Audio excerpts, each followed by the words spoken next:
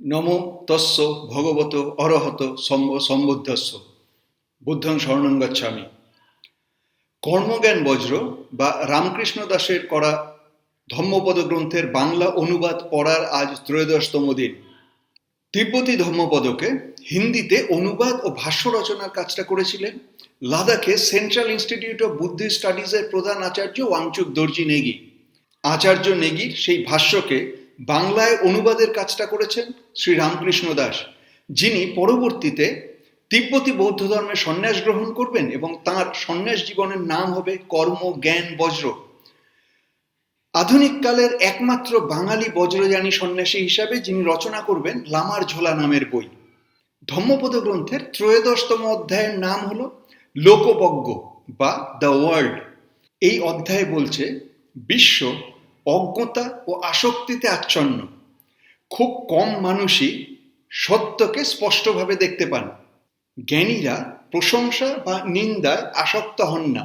লোকবজ্ঞের বিস্তারিত আলোচনায় যাওয়ার আগে জানিয়ে রাখি, আমার নাম প্রবীর চ্যাটার্জি, আমি মিড লাইফ ট্রান্সফরমেশন কোচ। 40 পেরিয়ে যাওয়া পুরুষদের ভালো ভাবা, ভালো বলা এবং ভালো দেখানো শিখিয়ে তাদের জীবন বদলাতে সাহায্য করাই আমার কাজ। এই কাজ সংক্রান্ত ভিডিও আপলোড করছি প্রত্যেক সপ্তাহে।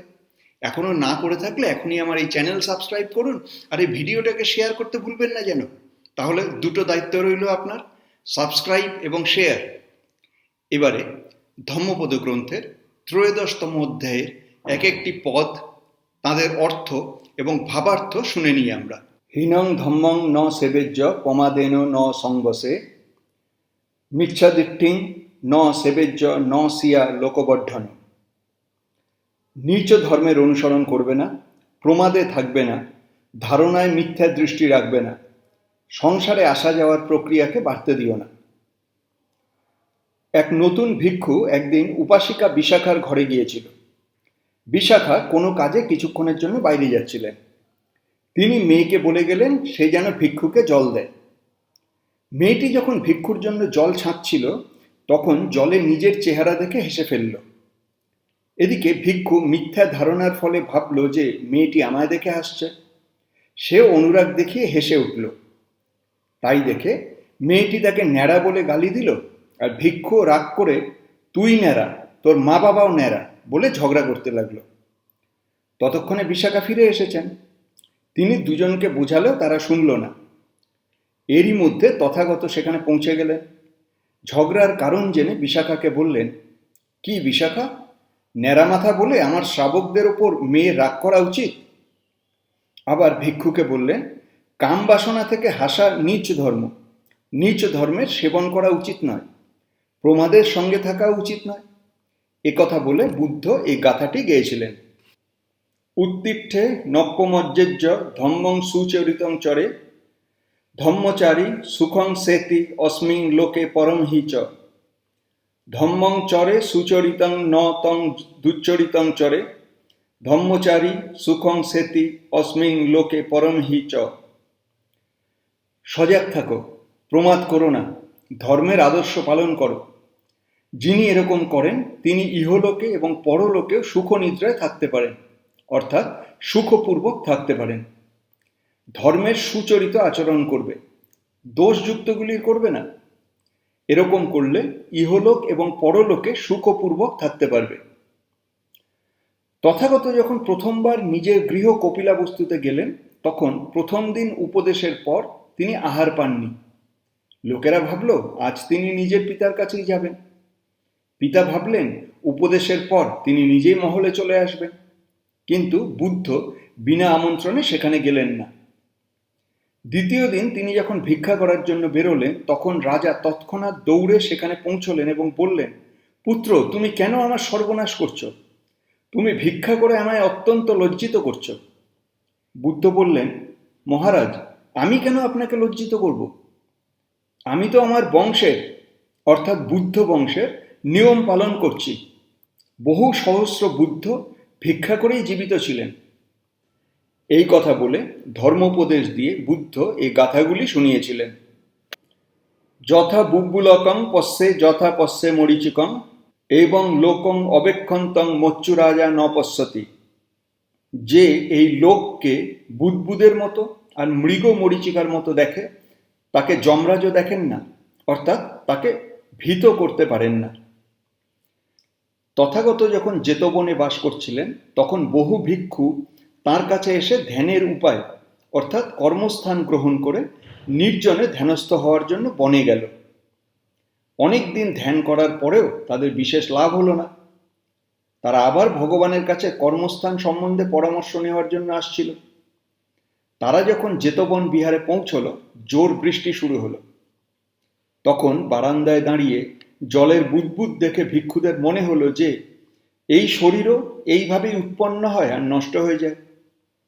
এই বিষয়ে যখন তারা আলোচনা করছিল তখন তথাগত বিহার থেকে বাইরে বারান্দায় এসে সেই বুদবুদগুলিকে দেখিয়ে এই গাথাটি শুনিয়েছিলেন। এথো পশ্যথিমং লোকং চিত্তং রাজরথুপম যত্তবালা বিসিদন্তি নথি সঙ্গ বিজানতম।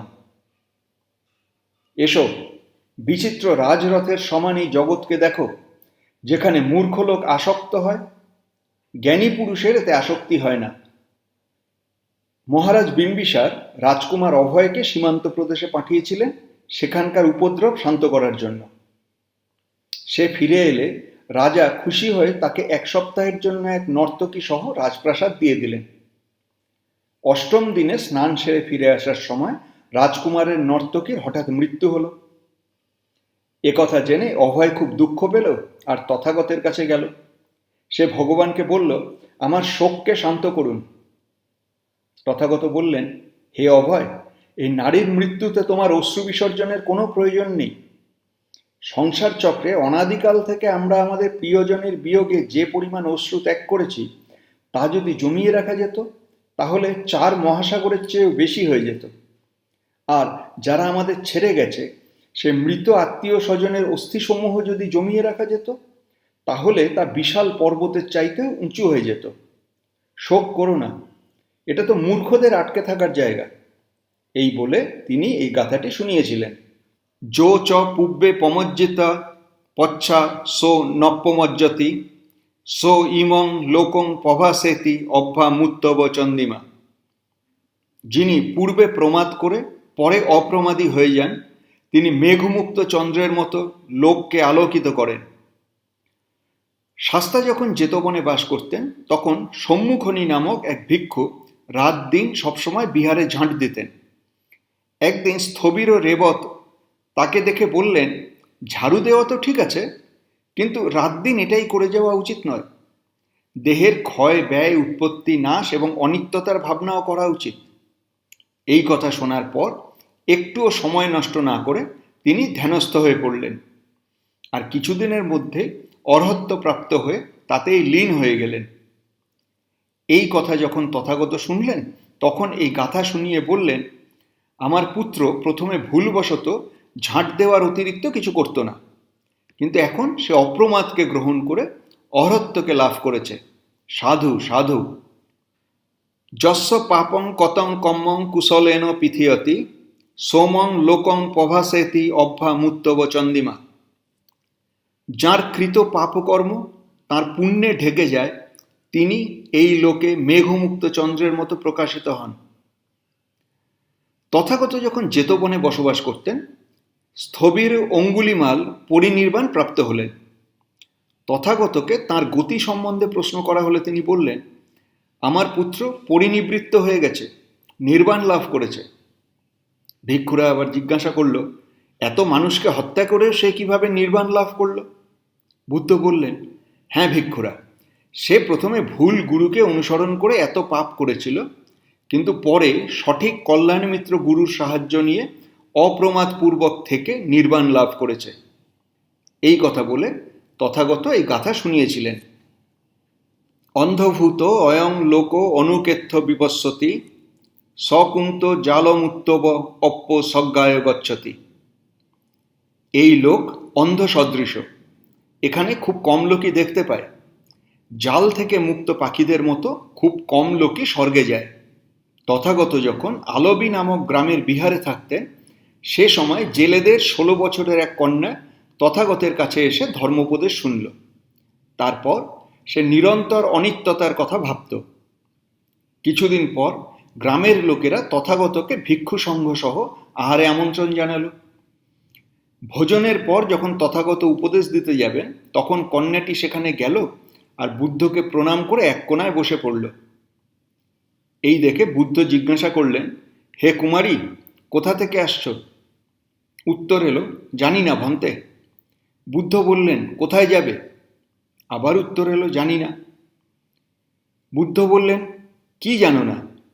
সে বলল, জানি ভন্তে। বুদ্ধ বললেন, জানো? সে বলল, জানি না ভন্তে। ভগবানের সঙ্গে তাকে এমন খামখেয়ালি কথা বলতে দেখে গ্রামবাসীদের খারাপ লাগলো। লোকেদের মনোভাব বুঝে বুদ্ধ পুনরায় মেয়েটিকে জিজ্ঞাসা করলেন, কুমারী, জিজ্ঞাসা করলে জানি না কেন বলছো? সে বলল, ভন্তে, জেলেদের ঘর থেকে আসছি তা তো আপনি জানেন, কিন্তু আমি কোথা থেকে মরে এখানে জন্ম নিয়েছি তা জানি না, সেই জন্য আমি জানি না বলেছি। এইভাবেই আমি জানি না মৃত্যুর পর কোথায় যাব, তবে এটা জানি যে আমায় মরতে হবে, কিন্তু আমি এটা জানি না যে কবে মরতে হবে।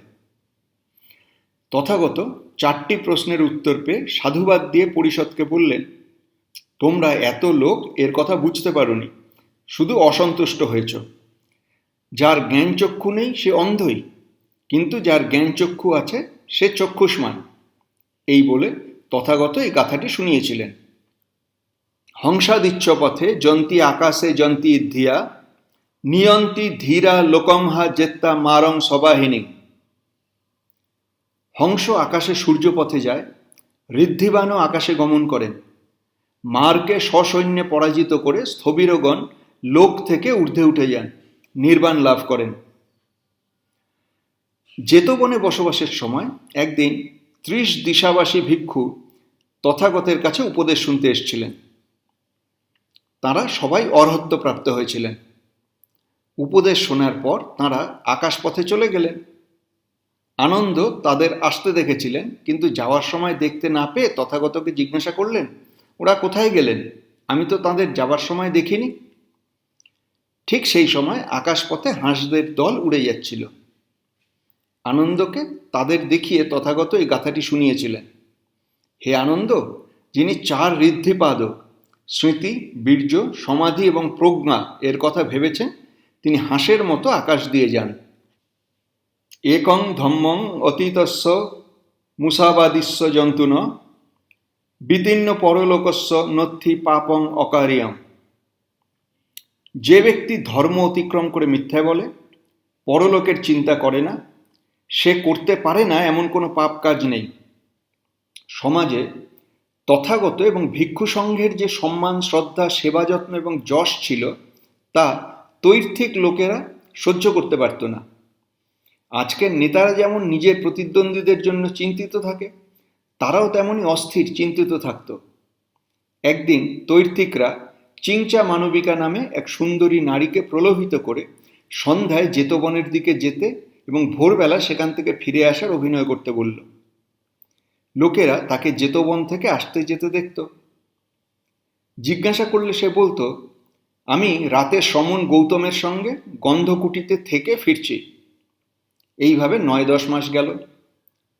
একদিন যখন তথাগত জেতবনে জনসভায় উপদেশ দিচ্ছিলেন, তখন সে পেটে মোটা কাপড় বেঁধে লাল কাপড় পরে উদাস মুখে গর্ভিণীর বেশে এসে বলতে লাগলো, আপনার বাণী বড়ই মধুর, কিন্তু আমি আপনার জন্য গর্ভবতী হয়ে গেছি।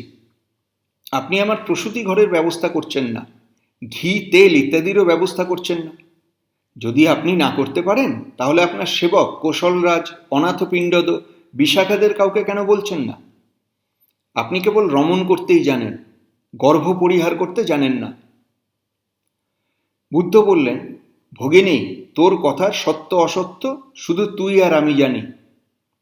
সেই নারী বলল, হ্যাঁ সমন, এ কথা যে আপনার আর আমারই জানার কথা তা কে না জানে। এই ঘটনা দেখে ইন্দ্রের খুব রাগ হলো। তিনি দেবতাদের নিয়ে সেখানে পৌঁছে গেলেন। এক দেবতা ইঁদুরের রূপ ধরে তার পেটে বাঁধা দড়ি কেটে দিল। পবন দেবতা তার কাপড় উড়িয়ে দিল। তখন এসব দেখে লোকেরা তাকে ধিক্কার দিল, তথাগতের এমন নিন্দা। লোকেরা তাকে মেরে তাড়িয়ে দিল। তারপর ধর্মসভায় বুদ্ধ ওই গাথা শুনিয়ে বললেন, শুধু এখনই আমার মিথ্যা নিন্দা করে তার বিনাশ হলো তা নয়, আগেও সে আমার মিথ্যা নিন্দা করেছিল। যে সত্যরূপী ধর্মকে ত্যাগ করেছে, মিথ্যাবাদিতাকে গ্রহণ করেছে, যে পরলোকের চিন্তা করল না, সে এমন ঘৃণিত কাজ করবেই। মিথ্যা বললে লোকেদের কাছে লজ্জা এবং পরলোকের ভয় হওয়া উচিত। যার এই দুটি ভয় নেই, সে মহা কুকীর্তি কুকর্ম করে নরক ভোগ করবে। যত কঠিনই হোক, সত্য পথে চলার প্রয়াস করা উচিত। ন বে কদরিয়া দেবলোকং বজন্তি বালা হবে নপ্য সংসন্তি দানং ধীর চ দানং অনুমোদমান তেনেব সো হতি সুখী পরত্থ। কৃপণ লোক দেবলোকে যায় না, পৃথকজন দানের মহত্ব বোঝে না, বিদ্বান দানের প্রশংসা করে সেই কর্মে পরলোকে সুখী হন।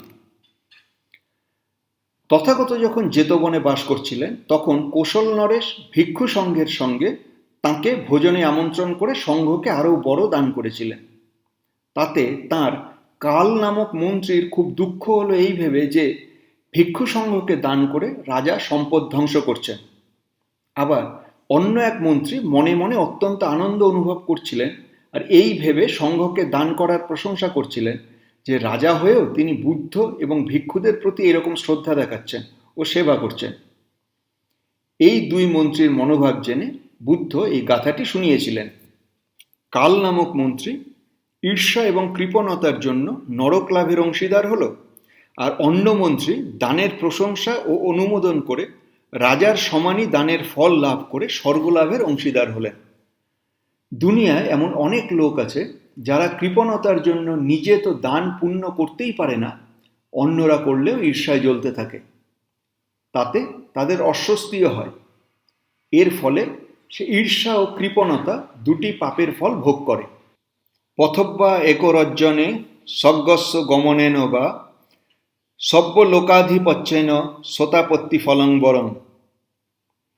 যদি সারা পৃথিবীর রাজত্ব পাওয়া যায়, স্বর্গ লাভ হয়, সমস্ত লোকের প্রভু হওয়া যায়, তার চাইতেও অনেক গুণ ভালো শ্রোতাপত্তি ফল লাভ করা। অনাথপিণ্ডদের কাল নামক এক পুত্র ছিল। সে তথাগতের উপদেশ শুনতে যেত না। অনাথপিণ্ডদ তাকে লোভ দেখিয়ে বললেন, তুমি যদি আজ উপদেশ শুনতে যাও, তাহলে তোমাকে 100 স্বর্ণমুদ্রা দেওয়া হবে। সে লোভে পড়ে জেতবনে উপদেশ শুনতে গেল এবং মুদ্রা না পাওয়া পর্যন্ত অন্ন গ্রহণ করল না।